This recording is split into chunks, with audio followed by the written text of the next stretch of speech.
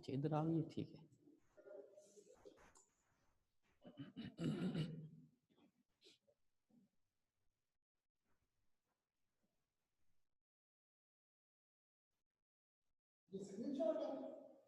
جی اعوذ باللہ من الشیطان الرجیم، بسم اللہ الرحمن الرحیم۔ میرے عزیز طلباء و طالبات، السلام علیکم ورحمۃ اللہ وبرکاتہ۔ عزیزان ارجمند، آج ہم سٹارٹ کر رہے ہیں احادیث کا سلسلہ۔ اس سے پہلے بھی کلاسز ہم آپ کی لیتے رہے ہیں اور آپ کا اور ہمارا ایک تعلق قائم رہا ہے۔ پھر کالجز اوپن ہوئے اور ہم آمنے سامنے تعلیم و تعلم کا سلسلہ جاری رکھے ہوئے تھے کہ کرونا وائرس کے آنے سے جب دوسری لہر آ گئی اور دوبارہ ادارے بند ہوئے تو بچوں آج سے ہم اپنی کلاس کا آغاز کر رہے ہیں۔ اللہ پاک کی بارگاہ میں دعا ہے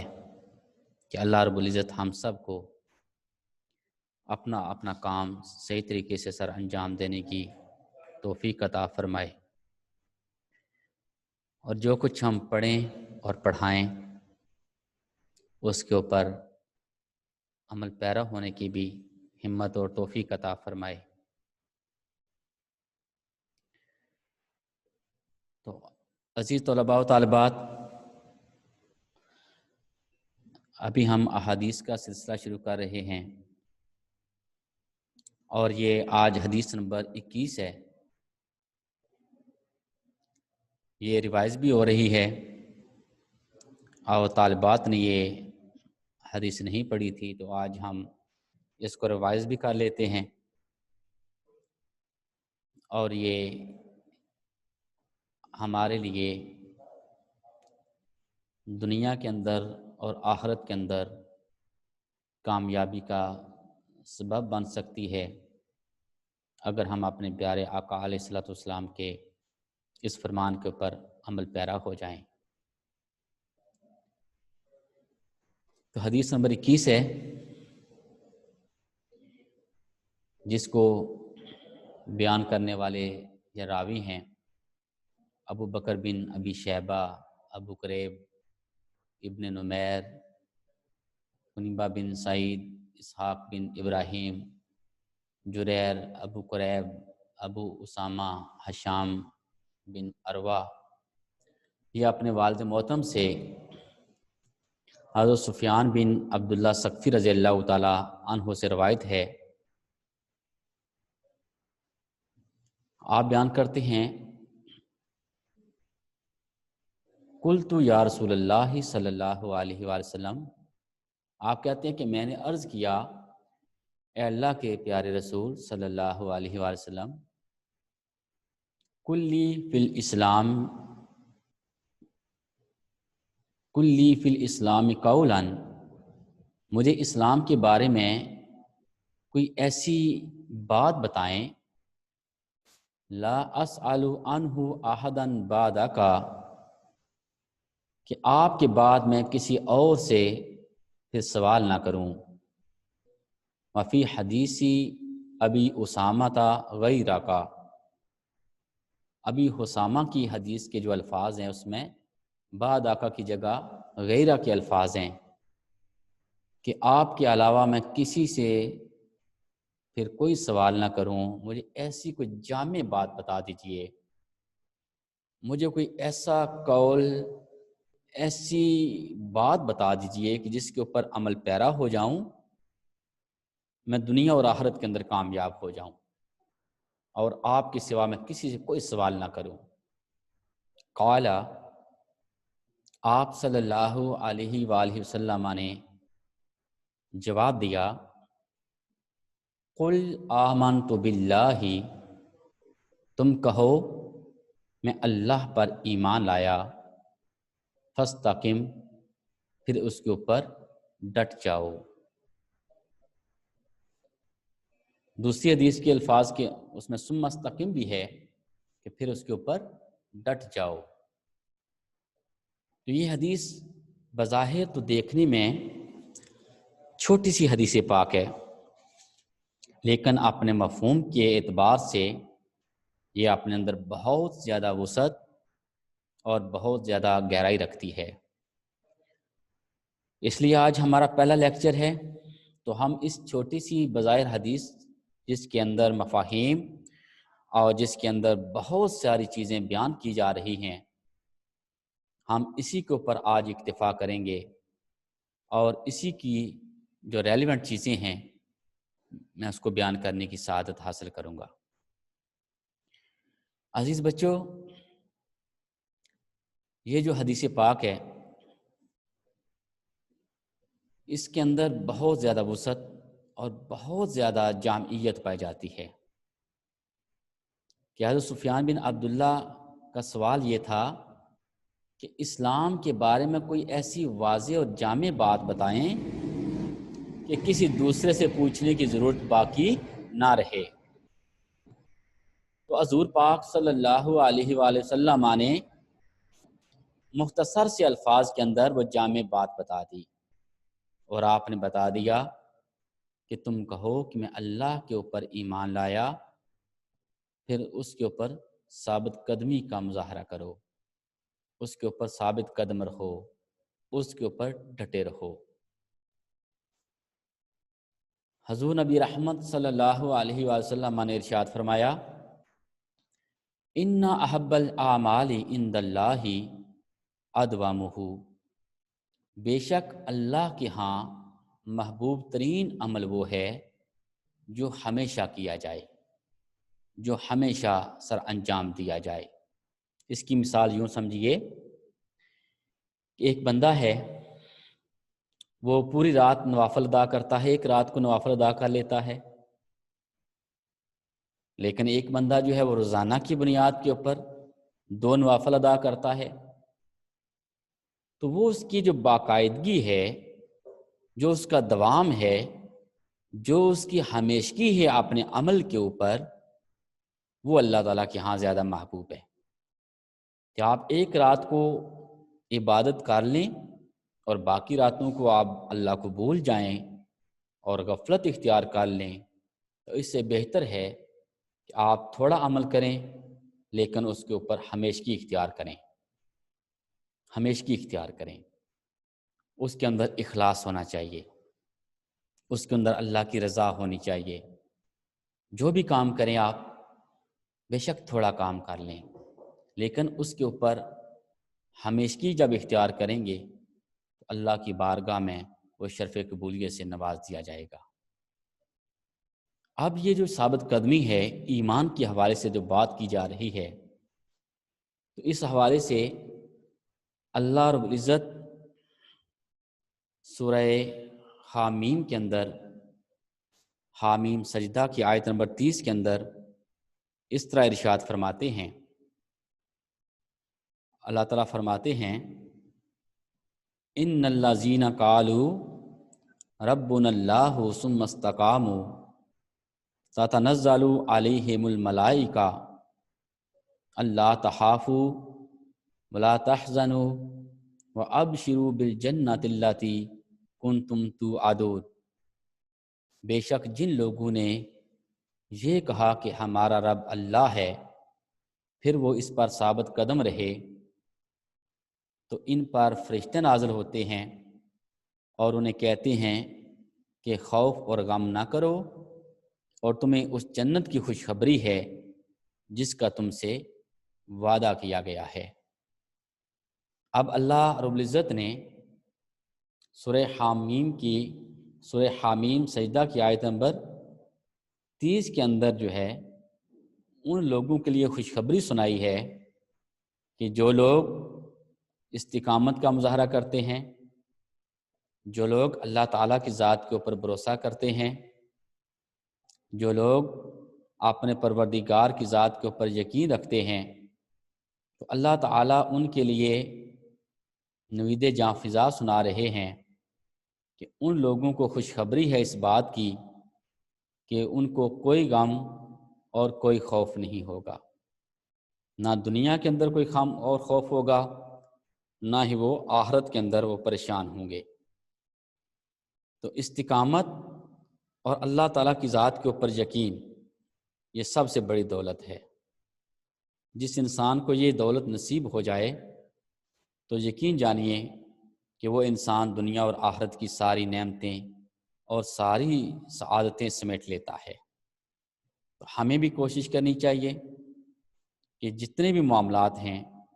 ہم اپنے پروردگار کے اوپر بھروسہ رکھیں، اپنے پروردگار کے اوپر یقین رکھیں۔ تو اس کے اندر جو بیان کیا گیا کہ بے شک وہ لوگ جنہوں نے استقامت اختیار کی اور جنہوں نے یہ کہا کہ ہمارا رب اللہ ہے، تو ان کے لیے خوشخبریاں ہیں اور ان کے لیے بخشش کا سامان ہے۔ تو چنانچہ اس آیت کا خلاصہ یہ ہے کہ بے شک وہ لوگ جنہوں نے اللہ تعالیٰ کے رب ہونے اور اس کی وحدانیت کا اقرار کرتے ہوئے کہا کہ ہمارا رب صرف اللہ تعالیٰ ہے، پھر وہ اس اقرار اور اس کے تقاضوں پر ثابت قدم رہے، اس پر اللہ تعالیٰ کی طرف سے فرشتے اترتے ہیں اور انہیں یہ بشارت دیتے ہوئے کہتے ہیں کہ تم آخرت میں پیش آنے والے حالات سے نہ ڈرو، اور اہل و عیال وغیرہ میں سے جو کچھ پیچھے چھوڑ آئے اس کا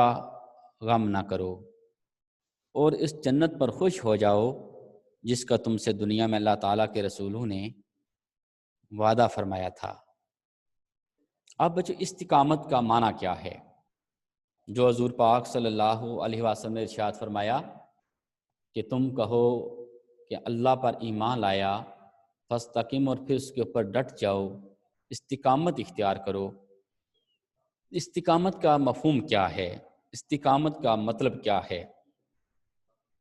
تو یہی لفظ جو ہے وہ آیت کے اندر بھی استعمال ہوئے، ان الذین قالوا ربنا اللہ ثم استقاموا تتنزل علیہم الملائکہ، کہ وہ لوگ جنہوں نے کہا کہ ہمارا رب اللہ ہے اور پھر اس کے اوپر ڈٹ گئے، استقامت اختیار کی، تو ان کے اوپر کیا ہوتا ہے؟ اللہ کی طرف سے فرشتے نازل ہوتے ہیں اور آ کے کہتے ہیں کہ تم خوف نہ کرو، تم غم نہ کرو، وَأَبْشِرُوا بِالْجَنَّةِ، اور جنت کی خوشخبری سناتے ہیں، الَّتِي كُنْتُمْ تُوعَدُونَ،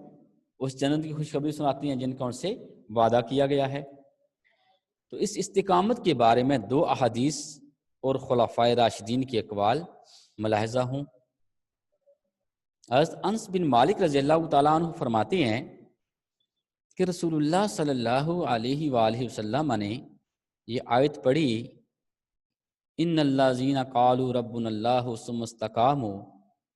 پھر آپ نے فرمایا لوگوں نے یہ کہا یعنی ہمارا رب اللہ ہے، پھر ان میں سے اکثر کافر ہو گئے۔ تو جو شخص اسی قول کہ ہمارا رب اللہ ہے پر ڈٹا رہا حتیٰ کہ وہ مر گیا، وہ ان لوگوں میں سے ہے جو اس قول پر ثابت قدم رہے۔ اور دوسری حدیث پاک یعنی جو رسول پاک صلی اللہ علیہ وآلہ وسلم کے پیارے غلام صحابی حضرت ابو بکر صدیق رضی اللہ تعالی عنہ سے دریافت کیا گیا، آپ سے پوچھا گیا کہ استقامت کیا ہے؟ یعنی حضرت ابو بکر صدیق رضی اللہ تعالیٰ عنہ سے یہ سوال کیا گیا اور پوچھا گیا استقامت کیا ہے؟ آپ نے فرمایا استقامت یہ ہے کہ بندہ اللہ تعالیٰ کے ساتھ کسی کو شریک نہ ٹھہرائے اور اللہ تعالیٰ ہی کو اپنا الہ مانے، اللہ تعالیٰ ہی کو اپنا معبود مانے، یعنی اس کے ساتھ کسی کو بھی شریک نہ ٹھہرائے۔ حضرت عمر فاروق رضی اللہ تعالیٰ عنہ نے استقامت کی ڈیفینیشن بیان کرتے ہوئے، آپ نے استقامت کو ڈیفائن کرتے ہوئے فرمایا استقامت یہ ہے کہ بندہ امر و نہی یعنی احکامات پر عمل کرنے اور ممنوعات سے بچنے پر قائم رہے اور لومڑی کی طرح ہیلا سازیاں کر کے راہ فرار اختیار نہ کرے۔ یعنی انسان جو ہے نا وہ ہیلے بازیاں کر کے لومڑی کی طرح جو ہے وہ چالیں چل کے وہ اللہ تعالیٰ کے راستے سے راہ فرار اختیار نہ کرے۔ یعنی ایسا نہ کرے کہ وہ جو ہے وہ ہیلے بازیاں کر کے حجتیں نکال کے اور دین کے اندر جو ہے وہ تحریف کر کے یعنی تحریف کرے اور اپنی مرضی کی بات نکالنے کے لیے وہ تگ و دو کر دے اور قرآن و حدیث کو بدلنے کی کوشش کرے، تو ایسا کرنے سے منع کیا گیا ہے، جس طریقے سے حضرت موسیٰ علیہ السلام کی قوم نے کیا تھا کہ جب ان کو کہا گیا کہ ہفتے کے روز مچھلیاں نہیں پکڑنی، تو اب وہ کیا کرتے؟ وہ ہفتے کے روز تو مچھلیاں نہیں پکڑتے تھے، انہوں نے گڑھے ہول بنا لیے تھے سائڈوں کے اوپر، جو دریا سے پانی نالیاں نکالی، دریا سے پانی جاتا ان ہولوں کے اندر، حوضوں کے اندر،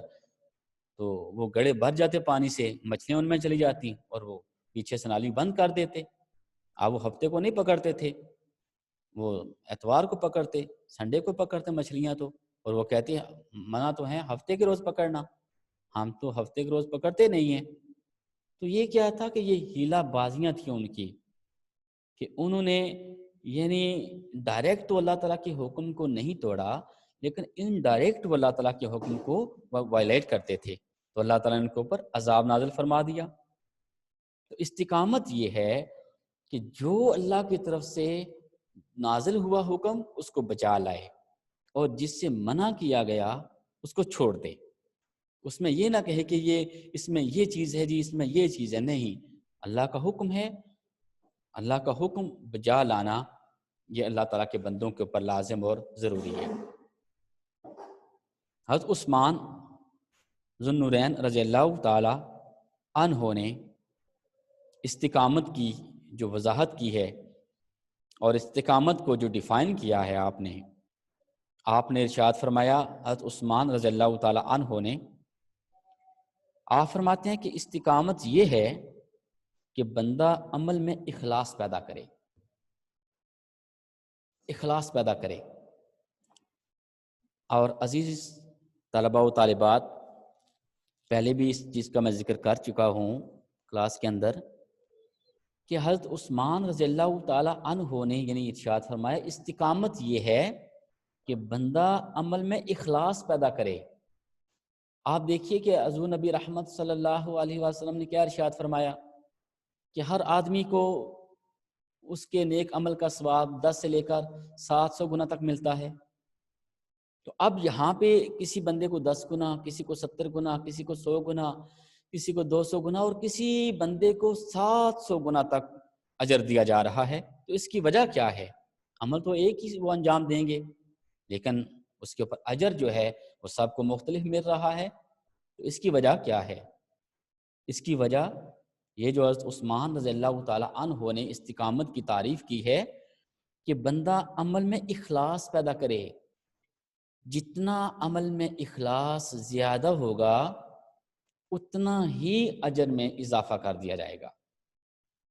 جتنا اخلاص، خلوص، پیار اور محبت زیادہ ہوگا، اللہ کی رضا کے لیے جتنا آپ عمل وہ کریں گے تو اللہ کی بارگاہ سے اتنا ہی اجر اس میں بڑھا دیا جائے گا، اور جتنا خلوص زیادہ ہوگا اتنا اجر بھی بڑھ جائے گا۔ حضرت علی المرتضیٰ کرم اللہ تعالی وجہہ الکریم، آپ نے استقامت کی وضاحت اس طرح سے کی، اور آپ نے استقامت کی تعریف یہ فرمائی ہے۔ حضرت علی شیر خدا رضی اللہ تعالی عنہ بیان فرماتے ہیں کہ استقامت یہ ہے کہ بندہ فرائض کو پابندی کے ساتھ ادا کرے، کہ بندہ فرائض کو پابندی کے ساتھ ادا کرے، تو یہ استقامت ہے، یعنی یہ استقامت ہے، اس کا نام استقامت ہے۔ یعنی جو اللہ تعالیٰ نے چیزیں لازم کی ہیں ان کو پابندی کے ساتھ آپ ادا کریں۔ تو ان احادیث اور اقوال کا خلاصہ یہ ہے کہ بندہ اللہ تعالیٰ کی وحدانیت کی اقرار اور اخلاص کے ساتھ نیک اعمال کرنے پر ثابت قدم رہے۔ اور جب انسان استقامت اختیار کرتا ہے اور ہمیشگی اختیار کرتا ہے تو پھر اللہ تعالیٰ کی طرف سے فرشتوں کو یہ نوید جاں فضا سنا کے بھیجا جاتا ہے کہ میرے اس بندے کو جا کے یہ خوشخبری سنا دو کہ اے میرے بندے، تمہیں دنیا اور آخرت کے اندر پیش آنے والے معاملات کے اندر نہ غم کرنے کی ضرورت ہے اور نہ ہی پریشان ہونے کی ضرورت ہے، اور جب دنیا سے جا رہے ہوں تو اہل و عیال کے چھوٹنے کا یا گناہوں کا غم نہ کرنے کا وہ کہتے ہیں کہ تمہیں پریشان نہ ہوں، تمہارے لیے اللہ تعالیٰ نے جنت بنا دی ہے اور اس کی خوشخبری تمہیں دی جاتی ہے۔ اور ایک قول یہ ہے کہ جب مومن قبروں سے اٹھیں گے تو فرشتے انہیں یہ بشارت دیں گے، اور یہ بھی کہا گیا ہے کہ مومن کو 3 بار بشارت دی جاتی ہے، کہ مومن کو 3 بار یہ خوشخبری دی جاتی ہے، ایک موت کے وقت، دوسری قبر میں، اور تیسری قبروں سے اٹھنے کے وقت یہ خوشخبری مومنوں کو دی جاتی ہے۔ اور ایک قول یہ ہے کہ ایمان والوں پر فرشتے اترتے ہیں اور انہیں دینی اور دنیاوی جو مشکلات پیش آتی ہیں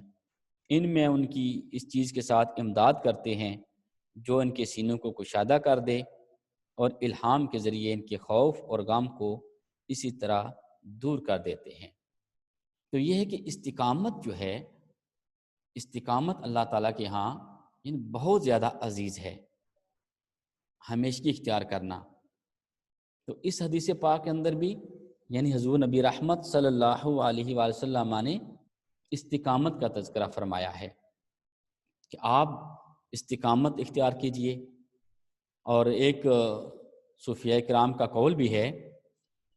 الاستقامت خیر من الف کرامت، یعنی استقامت 1000 کرامتوں سے بہتر ہے، یعنی استقامت جو ہے وہ 1000 کرامتوں سے بہتر ہے۔ کہ انسان جو ہے استقامت اختیار کرتا ہے تو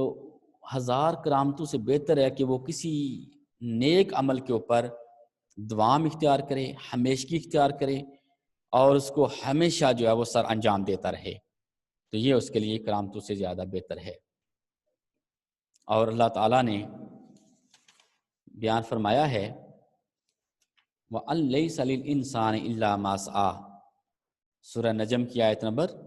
39 کے اندر اللہ تعالیٰ کا فرمان بھی ہے وَأَن لَيْسَ لِلْإِنسَانِ إِلَّا مَا سَعَىٰ، کہ انسان کو صرف وہ کچھ ملتا ہے جس کے لیے اس نے کوشش کی ہے، جس کے لیے وہ کوشش کرتا ہے تو انسان کو وہی کچھ عطا کیا جاتا ہے۔ تو اس لیے جب بھی کوئی کام کریں، جب بھی کسی کام کا آغاز کریں تو اللہ تعالیٰ فرماتے ہیں فَإِذَا عَزَمْتَ فَتَوَكَّلْ عَلَى اللَّهِ، کہ جب تم کسی کام کے کرنے کا ارادہ کرو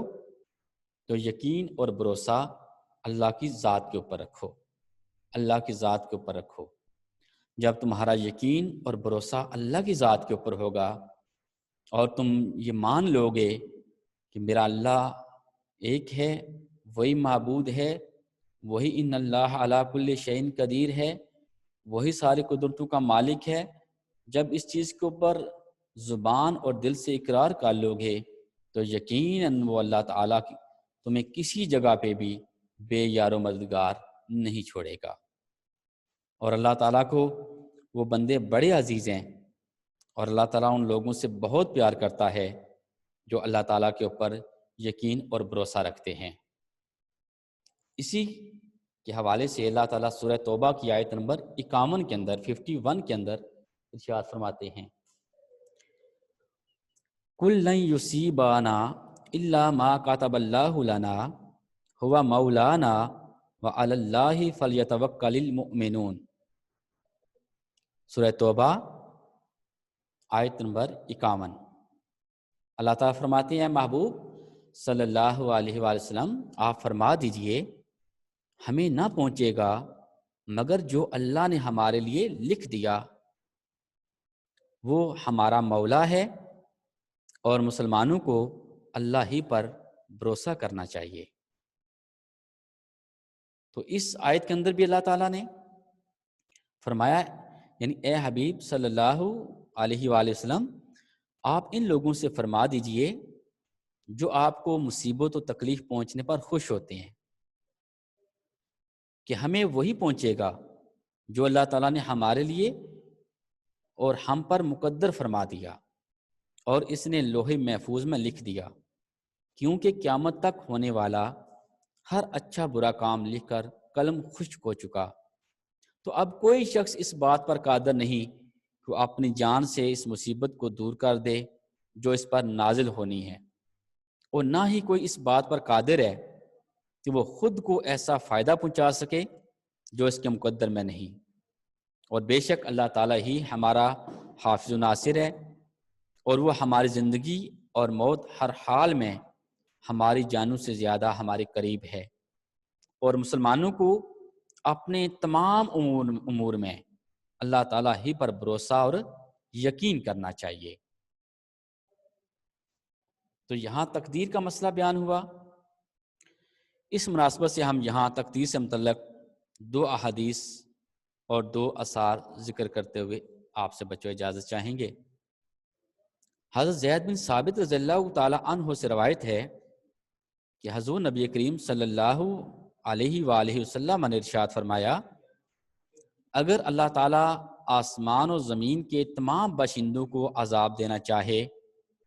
تو وہ انہیں عذاب دے سکتا ہے، اور یہ اس کا کوئی ظلم نہ ہوگا، کیونکہ وہ سب کا مالک ہے اور مالک کو اپنی ملکیت میں تصرف کا حق حاصل ہے۔ اگر وہ ان پر رحم کرے تو اس کی رحمت ان کے اعمال سے بہتر ہوگی۔ اگر تم احد پہاڑ کے برابر سونا یا مال اللہ تعالیٰ کی راہ میں خرچ کرو تو وہ اس وقت تک ہرگز قبول نہ ہوگا جب تک تقدیر پر ایمان نہ لے آؤ۔ دیکھو، جو بات تم پر آنے والی ہے وہ جا نہیں سکتی، اور جو نہیں آنے والی وہ آ نہیں سکتی۔ اگر اس کے خلاف عقیدہ رکھتے ہوئے تمہیں موت آ گئی تو سمجھ لو کہ جہنم میں جاؤ گے۔ یعنی اللہ کی ذات کے اوپر کامل یقین اور بھروسہ رکھنا، اور ہر خیر اور شر کے اوپر یقین رکھنا،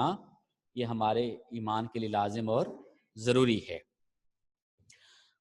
حضرت ابو درداء رضی اللہ تعالیٰ عنہ سے روایت ہے کہ سرور عالم صلی اللہ علیہ وسلم نے ارشاد فرمایا، ہر چیز کی ایک حقیقت ہے، اور بندہ اپنے ایمان کی حقیقت تک اس وقت پہنچے گا جب وہ اس بات پر یقین کر لے کہ جو مصیبت اسے پہنچی وہ اسے ٹلنے والی نہ تھی، اور جو مصیبت اسے ٹل گئی وہ اسے پہنچنے والی نہ تھی۔ تو جب یہ اللہ کی ذات کے اوپر بچوں یقین ہوگا اور یقین محکم ہوگا، جس طریقے سے صحابی رسول نے سوال کیا کہ یا رسول اللہ مجھے ایک ایسی بات بتا دیں کہ پھر مجھے کسی سے پوچھنے کی ضرورت اور حاجت نہ رہے، تو آپ نے کیا فرمایا، کل آمنت باللہ فاستقم، تم کہو میں اللہ کے اوپر ایمان لایا، پھر اس کے اوپر ڈٹ جاؤ، تو بچوں ہمارے لیے دنیا اور آخرت کی کامیابی کی ضمانت ہمیں مل جائے گی۔ وآخر دعوانا الحمدللہ رب العالمین۔